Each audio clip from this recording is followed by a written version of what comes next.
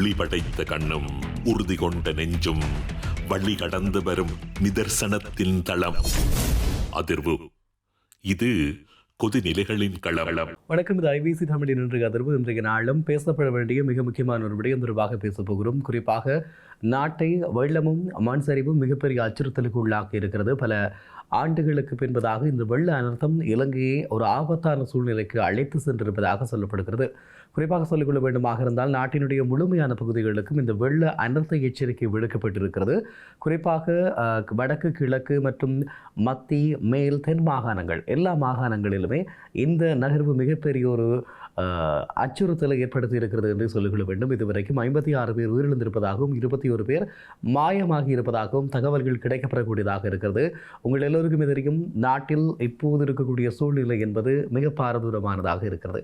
ஆகவே நாட்டை பொறுத்தவரை மிகவும் ஆபத்தான ஒரு சூழ்நிலையில் இலங்கை இருப்பதாக சொல்லப்படுகிறது. இலங்கை முழுவதுக்குமான பிரதேசங்களுக்கு சிகப்பு எச்சரிக்கைகள் விடுக்கப்பட்டிருக்கக்கூடிய நிலையில் இந்த விவகாரம் சற்று கவனத்தை ஈர்த்திருக்கிறது. அது மாத்திரமில்லாமல் மக்களுடைய பாதுகாப்பு தொடர்பான கரசனைகளும் எழுந்திருக்கிறது.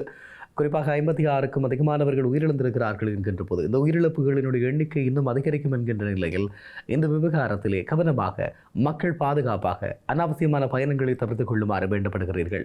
அது மாத்திரமல்லாமல் உங்களுடைய பாதுகாப்புகளை உறுதி செய்து கொள்ளுங்கள். உங்கள் அருகிலே இருக்கக்கூடியவர்களுடைய பாதுகாப்புகளையும் கூட உறுதி செய்து கொள்ளுங்கள் என்ற விடயமும் கோரப்பட்டுக் கொண்டிருக்கிறது என்பதனையும் சொல்லிக் கொள்ளலாம்.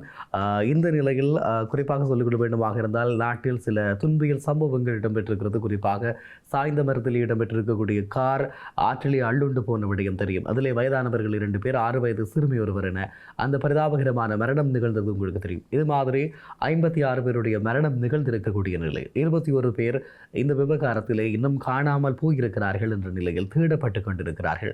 நாட்டினுடைய கடற்படை தொடர்ச்சியாக மீட்பு பணிகளில் ஈடுபட்டிருப்பதாக சொல்லப்படுகிறது. அது மாத்திரமல்லாமல் அரசு சேவையில் அத்தியாவசியமான சேவைகள் தவிர்ந்த அனைத்து தரப்பினருக்கும் விடுமுறை வழங்கப்பட்டிருக்கிறது. பரீட்சைகள் ஒத்திவைக்கப்பட்டிருக்கிறது. இதுபோல தொடர்ச்சியான நிறைய விடயங்கள், அறிவிப்புகள் வெளியாகி கொண்டிருக்கக்கூடிய நிலையில் இந்த விவகாரங்கள் தொடர்பாகவும் குறிப்பாக இந்த இலங்கையினுடைய காலநிலை தொடர்பாக சில விடயங்களை பகிர்ந்து கொள்ள வேண்டும். டிட்பா புயல் தற்போது வாழைச்சேனைக்கும் புலனறுவைக்கும் இடையிலே மையம் கொண்டு காணப்படுவதாக சொல்லப்படுகிறது. இது தொடர்ந்து வடக்கு, வடமேற்கு திசை நோக்கி நகர்ந்து வர சாத்தியம் இருப்பதாக சொல்லுகிறார்கள்.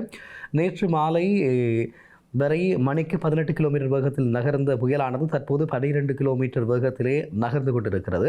நேற்றைய தினம் டிட்பா புயலின் மைய சுழற்சி மணிக்கு 48 கிலோமீட்டர் என்ற அளவில் காணப்பட்டது. தற்போது மணிக்கு 32 கிலோமீட்டர் வேகத்தில் காணப்படுவதாகவும் அறிய கிடைக்கிறது. மத்திய மலை நாட்டின் செல்வாக்கினால் புயலின் நகர்விலும் மைய சுழற்சியிலும் மாற்றம் ஏற்பட்டிருப்பதாக சொல்லப்படுகிறது. ஆனால் இன்று பிற்பகல் மீளவும் நகர்வு வேகமும் மைய சுழற்சியின் வேகமும் அதிகரிக்கும் எனவும் எதிர்பார்க்கப்படுவதாக சொல்லியிருக்கிறார்கள். அது மாத்திரமல்லாமல் இதனுடைய மையம் முழுவதும் பகுதியினூடாகவே வடக்கு, வடமேற்கு திசையில் நகர்ந்து நாளை 29/11/2025 பிற்பகல் முல்லைத்தீவு மாவட்டத்தை ஊடறுத்து செல்லும் என எதிர்பார்க்கப்படுகிறது. எனினும் இதன் இறுதித்தன்மையை நாளையே முடிவு செய்ய முடியும் என புவியியலாளர்கள் குறிப்பிட்டிருக்கிறார்கள். இதனால் இன்று திருகோணமலை, முல்லைத்தீவு, வவுனியா, மன்னார், கிளிநொச்சி, யாழ்ப்பாணம், கண்டி, புலனறுவை, அனுராதபுரம், புத்தளம், சிலாபம், குருநாகல், கொழும்பு மாவட்டங்களில் மிக கனமழை கிடைக்க வாய்ப்பிருப்பதாக சொல்லப்பட்டிருக்கிறது. அதேவேளை தொடர்ந்து நிலப்பகுதியினூடாக நகர்ந்து வந்த டிட்வா புயலினுடைய மையம் நாளை கடற்பகுதிக்குள் வெளியேறும் போது வடக்கு மாகாணம், குறிப்பாக முல்லைத்தீவு, கிளிநொச்சி மற்றும் யாழ்ப்பாணம் மிக கனமழை பெறும் எனவும் எதிர்பார்க்கப்படுகிறது. இன்று மாலை முதல் மட்டக்களப்புக்கின் சில பகுதிகளுக்கும் நாளையும் மழை கிடைக்கக்கூடிய வாய்ப்பு இருக்கிறது. அம்பாறை, அம்பாந்தோட்டை, காலி, மாத்தறை, மொனராகலை, பதுளை மாவட்டங்களில் படிப்படியாக மழை குறைவடையும் எனவும் அறிவிக்கப்பட்டிருக்கிறது. நாளை நள்ளிரவு முதல் திருகோணமலை, வவுனியா, மன்னார், அனுராதபுரம், புத்தளம் மாவட்டங்களில் மழை குறைவடைய வாய்ப்பு இருக்கிறது. எனவே மக்கள் அதற்கேற்ற வகையில் தம்மை தயார்படுத்தி இந்த சீரற்ற வானிலையில் ஏற்படும் பாதிப்புகளை தவிர்க்க முடியும் என சொல்லப்பட்டிருக்கிறது. மழை குறைவடைந்த பின்னர் உங்கள் பிரதேசங்களில் வெள்ள நீர் தேங்கி நின்றால் அது உங்களுக்கு நன்கு பழக்கமான பிரதேசம் என்றாலும் அதனோடு இறங்க வேண்டாம் எனவும், ஏனெனில் வெள்ள நீர் அது அங்கே உங்களுக்கு தெரியாமல் புதிய குழிகளை உருவாக்கிவிடும். இந்த வெள்ளம் மற்றும் நிலச்சரிவு அனர்த்தத்துக்கு பின்னரும் ஒரு சில நாட்கள் நாங்கள் அனைவரும் பொறுப்போடு இருக்க வேண்டும் எனவும் நாகமுத்து பிரதீப் ராஜா, யாழ்ப்பாண பல்கலைக்கழகத்தினுடைய புவியியத்துறை பேராசிரியர் அவர்கள் இந்த தகவலை விடுத்திருக்கிறார் என்ற செய்தியையும் சொல்லிக் கொள்ளலாம். ஆகவே மக்கள் அவதானமாக இருந்து கொள்ளுங்கள். உங்களுடைய பாதுகாப்பு உங்களுடைய கையில் இருக்கிறது. இருக்கிறது. உங்களுடைய செயற்பாடுகளால் உங்களை சார்ந்தவர்களுக்கும் ஆபத்து ஏற்படாத வகையில் இருந்து கொள்ளுமாறு வேண்டப்படுகிறது. இன்னும் மிக முக்கியமான விடயங்கள் சொல்லிக்கொள்ள வேண்டுமாக இருந்தால் பயணங்களை தவிர்த்துக் கொள்ளுங்கள் என தொடர்ச்சியாக அறிவுறுத்தப்பட்டு வருகிறது. யாழ்ப்பாணத்தில் இருந்து வந்து கொழும்பு நோக்கி சென்றிருக்கக்கூடிய பேருந்து ராஜாங்கனை பகுதியிலே வெள்ளத்தில் சிக்கொண்டதில் பேருந்தில் இருந்த பயணிகளை மீட்பதற்காக பெல் 212 ஹெலிகாப்டர்கள் ஈடுபடுத்தப்பட்டிருப்பதாக புத்தளம் மாவட்ட செயலாளர் குறிப்பிட்டிருக்கிறார். குறிப்பாக உலங்கு வானூர்திகள் சேவையில் ஈடுபடுத்தப்பட்டிருக்கிறது. நாட்டினுடைய கடற்படை தொடர்ந்து மீட்பு பணிகளை மேற்கொண்டு கொண்டிருப்பதை அவதானிக்கக்கூடியதாக இருக்கிறது. அது மாத்திரமில்லாமல் இந்த அனர்த்த நிலைமையை கருத்தில் கொண்டு தெற்கு அதிவேக பாதையிலே பயணிக்கின்ற வாகனங்களுக்கு கட்டணம் அறவிடக்கூடாது என அரசு பணித்திருப்பதாக செய்தி வெளியாகி இருக்கிறது என்பதையும் இந்த நேரத்தில் சொல்லிக்கொள்ளக்கூடியதாக இருக்கிறது. குறிப்பாக தமிழர் தாயகத்திலே அம்பாறை, மட்டக்களப்பு, திருகோணமலை போன்ற கிழக்கினுடைய மாவட்டங்கள் கனமழையும் பலத்த காற்றையும் எதிர்கொண்டிருப்பதாக சொல்லப்படுகின்றமையும் பலத்த சேதங்களையும் பெற்றிருப்பதாக சொல்லப்படுகிறது. மின்கம்பி வடங்கள் அறுந்து வீழ்ந்திருப்பதாகவும் மரங்கள் முறிந்திருப்பதாகவும் சொல்லப்படுகிறது. ஒரு ஆபத்தான சூழ்நிலை நாட்டு மக்களுக்கு இருப்பதை அவதானிக்கக்கூடியதாக இருக்கிறது. ஆகவே அன்பான உறவுகள், கவனமாகவும் பாதுகாப்பாகவும் இருந்து கொள்ளுங்கள் என்பதை மீளவும் உங்களுக்கு பகிர்ந்து கொள்ளக்கூடியதாக இருக்கிறது. இது மாத்திரமில்லாமல் இன்னும் சொல்லிக்கொள்ள வேண்டுமாக இருந்தால் தெற்கு மற்றும் மேல் மாகாணத்தை பிரிக்கக்கூடிய வெந்தோட்டை பாலம் நிர்மூலமாகி இருக்கிறது இந்த வெள்ள அனர்த்தத்தின்படியாக என்பதனையும் சொல்லிக்கொள்ளக்கூடியதாக இருக்கிறது. அது மாத்திரமல்லாமல் ஜனாதிபதி விசேடமான ஒரு அறிவிப்பை வெளியிட்டிருக்கிறார். நாட்டினுடைய சகல நாடாளுமன்ற உறுப்பினர்களையும் தங்கள் மாவட்டங்களுக்கு சென்று தங்களுடைய மக்களோடு இருக்குமாறு பணித்திருப்பதாக சொல்லப்படுகிறது.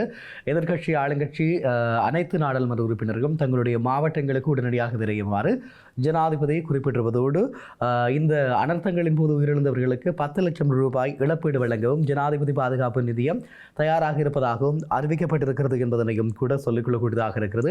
இதனை அடுத்து நாட்டினுடைய பல போக்குவரத்து மார்க்கங்கள் தடைப்பட்டிருக்கிறது. மத்திய மலைநாட்டினூடான அனைத்து போக்குவரத்து மார்க்கங்களும் தடை செய்யப்பட்டிருக்கிறது.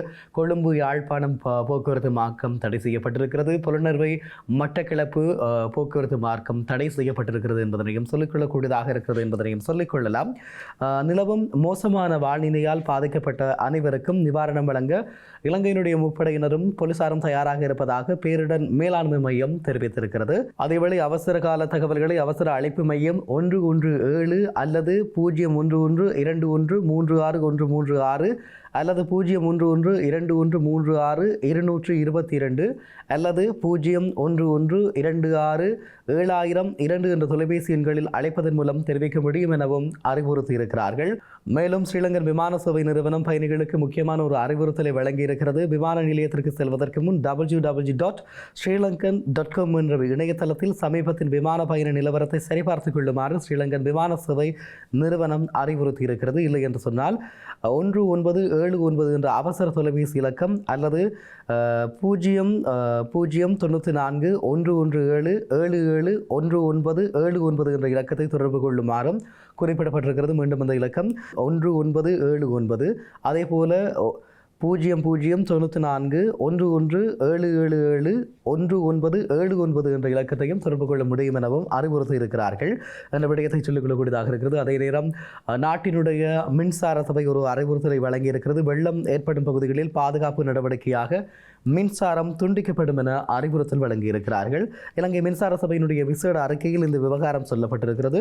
நிலவும் மோசமான காலநிலை காரணமாக இன்று அதிகாலை நாட்டின் பல பகுதிகளில் கனமழை இடம்பெறுகின்ற காரணத்தினால் இதுவரை 56 மரணங்கள் பதிவாகி இருப்பதாக அனர்த்த முகாமைத்துவ மத்திய நிலையம் தெரிவித்திருக்கக்கூடிய விடயத்தையும் பகிர்ந்து கொள்ளக்கூடியதாக இருக்கிறது.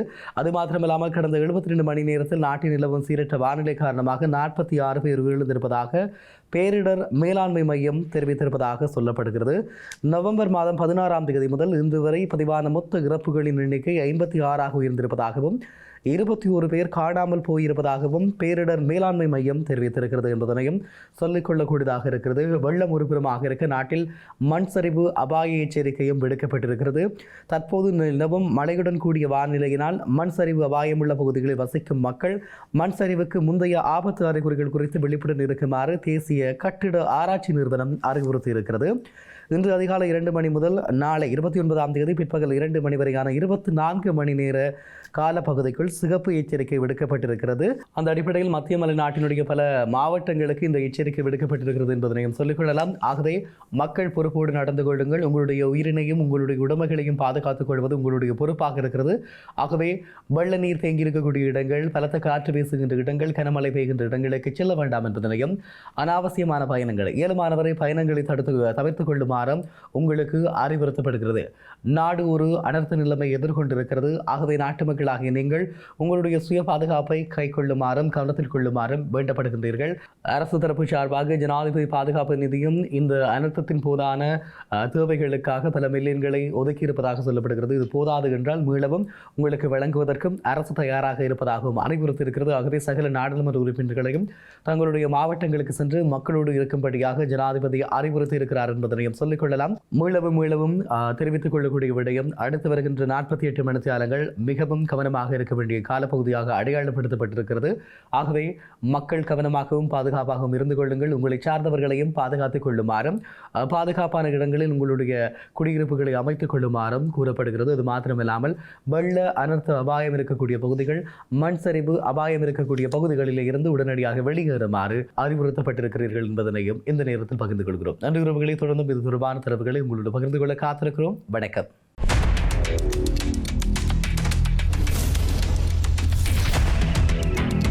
ஒளி படைத்த கண்ணும் உறுதி கொண்ட நெஞ்சும் வழி கடந்து வரும் நிதர்சனத்தின் தளம். அதிர்வு. இது கொதிநிலைகளின் களம்.